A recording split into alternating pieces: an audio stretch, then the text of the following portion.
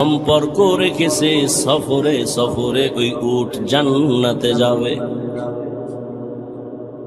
সালেহ আলাইহিস সালামের সাথে যেই উটনি পাহাড়ের ভেতর থেকে বের হয়েছে ওই উটনি আল্লাহর জান্নাতে যাবে। জমিনে অনেক মসজিদ আছে, সব আমার আল্লাহর ঘর, তবে বাইতুল্লাহ মক্কা নগরীর ঘরটা বড় দামি। পিপিলিকা আপনাদের আশেপাশে অভাব নাই, তবে ওই পিপিলিকাটা দামি। সুলাইমান নবীর সাথে সম্পর্ক করেছে, আল্লাহর জান্নাতে যাবে। দেখছেন নি কারবার? আপনারা না বলেন সৎসঙ্গে স্বর্গবাস। একটা কুকুর জান্নাতে যাবে কি? ওর জান্নাতে গেলেও কি না গেল? একটা পিপিলিকা জান্নাতে যাবে, তো জান্নাতে গেলে কি না গেলে কি? এগুলো কেন? আল্লাহ মানুষকে বুঝাচ্ছেন, একটা পিপিলিকা যদি সৎসঙ্গের কারণে জান্নাত পেতে পারে, তুমি মানুষ কেন পাইবে? আতরের দোকানে গেলে তুমি আতরের ঘ্রাণ পাইবা, বাথরুমের কিনারায় গেলে তুমি বাথরুমের গন্ধ নাকে পাইবা। আল্লাহর প্রিয় বান্দাদের বন্ধু হয়ে যখন চলবা, তোমার জান্নাতের পথ ওপেন হতে থাকবে।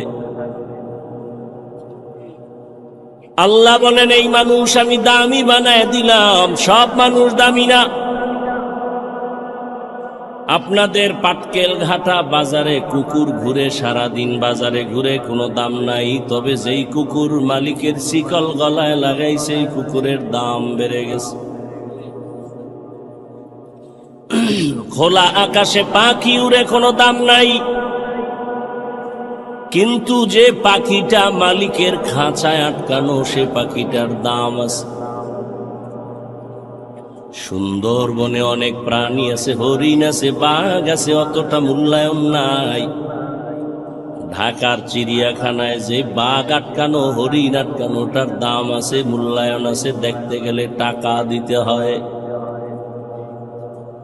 জমিনের মধ্যে মানুষ আমরা সবাই, তবে সব মানুষ দামি না। তবে ওই মানুষ দামি যে কালেমার রশি গলায় লাগাইয়া আল্লাহর নবীর আদর্শ মতো জীবন চালায়, আলেম আল্লাহ ওয়ালার নেক নজর নিয়ে চলে, মানুষটার বড় দাম। কত দাম! বলে মানুষ এখানে বসে বসে আল্লাহ তারে একটা স্পেশাল পাওয়ার দান করবেন। ওই পাওয়ারের দ্বারা সারা দুনিয়া সে দেখবে, সাধারণ মানুষ দেখবে না। কোরআনের ভাষায় ওই পাওয়ারের নাম হলো ফুরকান, হাদিসের ভাষায় ওই পাওয়ারের নাম হলো ফেরাসাত। আমি কোন কথা বুঝাইতে চাইতেছি? নবী বলছেন, মানুষ বিনয়ী হইয়া চললে দাম বাড়বে, মর্যাদা বাড়বে। আরে মানুষ তো মর্যাদাবান হইয়াই দুনিয়াতে আসছে, তো কিসের মর্যাদা বাড়বে? কাহা দুনিয়াতে সবাই তো মর্যাদাবান হয়ে আসছে। মুসলমানের ঘরেই জন্ম নিছে, তো কত দাম, কিন্তু মুসলমানের ঘরে জন্ম নিয়া মুসলমান কায়দায় চলে না, তার দাম বাড়লো না কমলো? قال النبي صلى الله عليه وآله وسلم ما من مولود إلا يولد على الفطرة فأبواه يهودانه أو ينصرانه أو يمجسانه إلى آخر الحديث أو كما قال النبي عليه الصلاة والسلام. কিছুক্ষণ বসবেন? হ্যাঁ, বলি কেন জানেন? প্যান্ডেলটা বড় দামি। এখানে কপালওয়ালা ছাড়া বসতে পারে না, আসতেও পারে না। অনেকে বাড়ির থেকে ওয়াজের নাম দিয়ে আসছে, কপাল খারাপ, বেহেশতের প্যান্ডেলে ঢুকতে পারে নাই। আবার একদল প্যান্ডেলে ঢুকছে, তার কপালটাও ভালো না, মোবাইল সামনে রেখে কলবের দরজা বন্ধ করে দিয়েছে। আমি কথাগুলো বলবো, আপনি ভাববেন, চিন্তা করবেন, হেদায়েতের মালিক আল্লাহ, হাফিজুর রহমান কেন, কপাল যদি পুড়ে যায়, মক্কা মদিনার ইমাম কেন, স্বয়ং রসুলের বয়ানেও কপাল খুলে না। যেই নবীকে এক নজর দেখলে পেটের ক্ষুধা থাকে না, যে রসুলের চেহারার দিকে মায়ার নজরে তাকায় তো জাহান্নামের আগুন হারাম হয়ে যায়। যে রসুল রাস্তা দিয়া চলতেছেন, দুপার্শ্বের গাছ নত হয়ে সালাম দেয়। সেই রসুল যেখানে কদম দেন, সেখান থেকে দীর্ঘ বছর মেশকের ঘ্রাণ পাওয়া যায়। সেই রসুলের ঘাম থেকে মেশকের ঘ্রাণ একদিন আর একবার না, 13 বছর ওই নবীকে দেখলো, বয়ান শুনলো, কালেমা পড়ল না। চিন্তা করেন, কুকুর শুকরকে আল্লাহ চিন্তা করার মেধা দেন নাই, মানুষকে দিছেন। একটু চিন্তা করেন, হেলায় খেলায় তো দিন রাত কাটায়া জীবনের অর্ধেক পার করলেন, 3 ভাগের 2 ভাগ পার করলেন, আর কত? বহু তামাশাই তো দেখলেন এই বয়সে, কিন্তু টিকলো কে? কই ফেরাউন, কই গাদ্দাফি, কই সাদ্দাম, কই বুশ, কই নমরুদ, কই কারুন, কই হামান, কই কোটিপতি টাকাওয়ালা?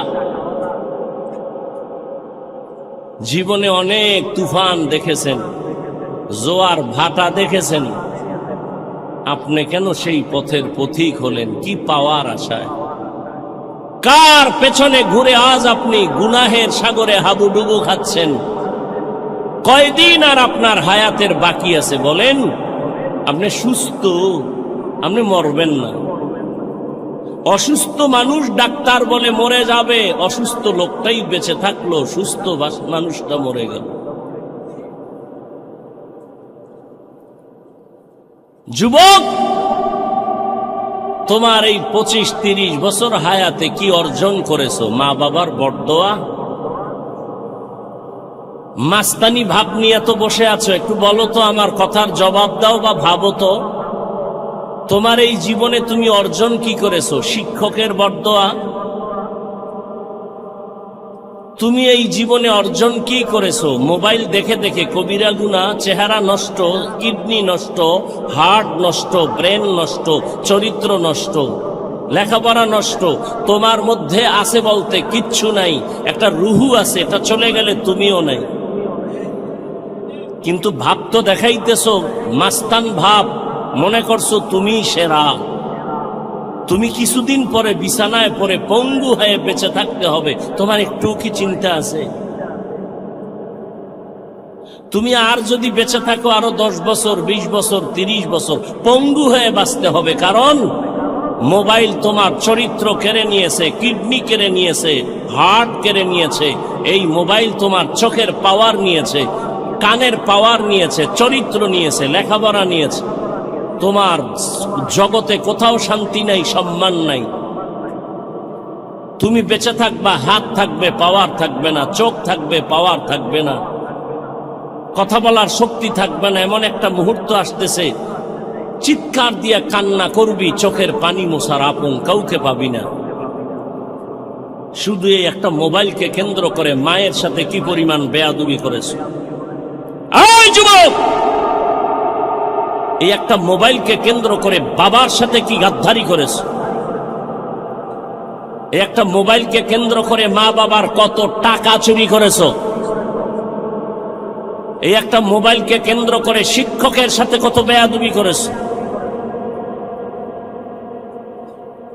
তুমি জানো তুমি মরে গেলে তোমার মা খুশি হবে এখন শুধু তোমার চরিত্রের কারণে। মনে মনে কাঁদবে ঠিক, কিন্তু মনে মনে বলবে ওর চরিত্রের কারণে মানুষের সামনে মুখ দেখাতে পারি না, লজ্জা পাই। ও মরে গেছে, একটা বালা চলে গেছে। তোমার লজ্জা লাগে না? তুমি হাসো। আমি তো এখানে হাসির কোনো কথা বলি নাই। যদি ভাবতা তো গলায় রশি লাগায় কান্না উচিত ছিল যে আমি এত খারাপ, আমার কপাল এত অভিশপ্ত কপাল যে আমার চরিত্রের কারণে মাও ভালো জানে না, বাবাও ভালো জানে না, শিক্ষকেরা ভালো জানে না, আলেমরা ভালো জানে না। তুমি এমন অভিশপ্ত কপাল নিয়ে জন্ম নিলা কেন? কারণ কি? তোমার কপালে কার অভিশাপ লাগছে বলো? ওয়াজের প্যান্ডেলে আল্লাহ নিয়ে আসছেন দয়া করে, তুমি এখানে এসব মোবাইল চালাও। কি জন্য তুমি এখানে আসছো বলো? তোমার লাভ কি? তুমি আসছো খালি, যাইবাও খালি। এই প্যান্ডেলে মোবাইল হাতে নেওয়ার কোনো কাজ নাই। তুমি মনে করো কাম, আমি বলি এটা আকাম। তুমি মোবাইল হাতে নিছো কেন? বলার দায়িত্ব আমার, বলে গেলাম, মানবা কিনা সে দায়িত্ব তোমার। আল্লাহ হেদায়াত দান করুন। তুমি আমার কথা মানবা না, তোমার কপাল খারাপ। তো পরামর্শ দিয়ে যাই, যেই মোবাইল নিয়ে তুমি 24টা ঘন্টা সারা রাত দরওয়াজা জানালা বন্ধ করে কবিরা গুনাহ দেখো, কবিরা গুনাহ দেখো, কবিরা গুনাহ দেখো, ওই মোবাইল থেকে চাইলে তুমি ভালো কিছু দেখার সুযোগ ছিল, কিন্তু কপাল খারাপ, তোমার কপালে অভিশাপ লাগছে। না হয় তুমি চাইলে তো বয়ান শুনতে পারতা, মক্কা মদিনার তেলাওয়াত শুনতে পারতা, গুগলে সার্চ দিয়ে দেখতা সৌরজগৎ কি, ওগুলোর থেকে জ্ঞান অর্জন করতা। মানুষের শরীরটা কিভাবে আল্লাহ বানাইছেন, হার্ট কি, কিডনি কি, এগুলি নিয়ে গবেষণা করলে তোমার জীবনের 30-40 বছর চলে যাইতো। তুমি একটা গবেষক হইতা, একটা জ্ঞানী হইতা। মানুষ তোমাকে মাথায় উঁচু করে রাখতো সম্মানের সাথে। মরে গেলে কবি নজরুলের ইতিহাসের পাতার মতো তোমার পাতা তৈরি হতো, কিন্তু তুমি মরে গেলে সবাই আলহামদুলিল্লাহ বলবে। এটাই কি তোমার কপাল?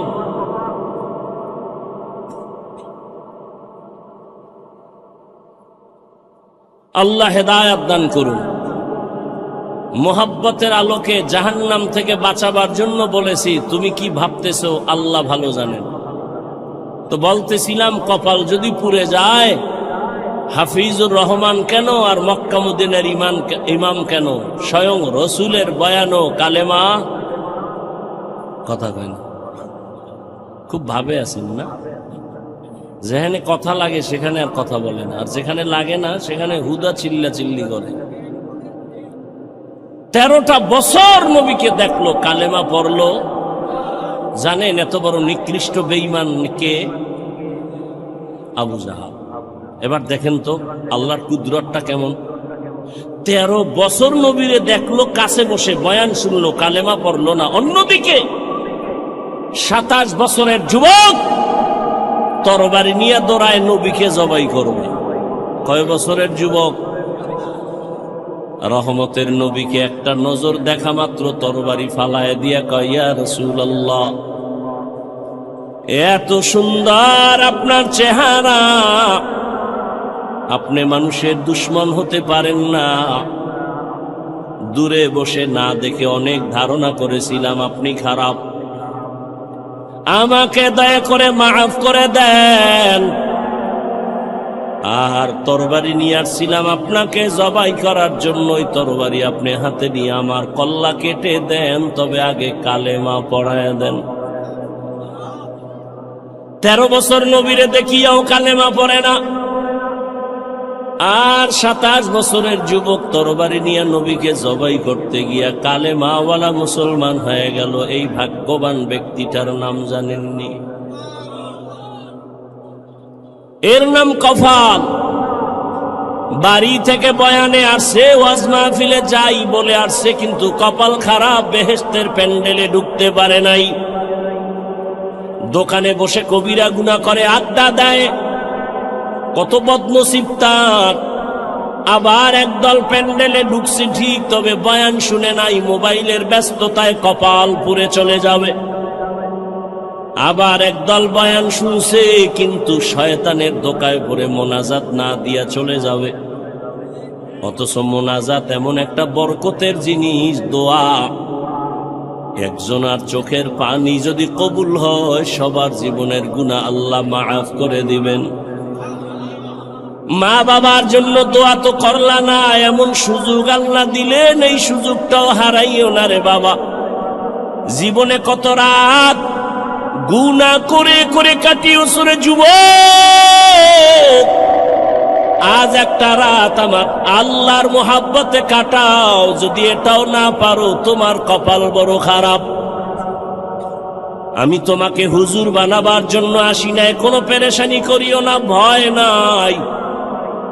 আমি যতক্ষণ বয়ান করব একবারও বলবো না তুমি আমার মতো হুজুর হয়ে তসবিহ টানো, একবারও বলবো না, ভয় নাই।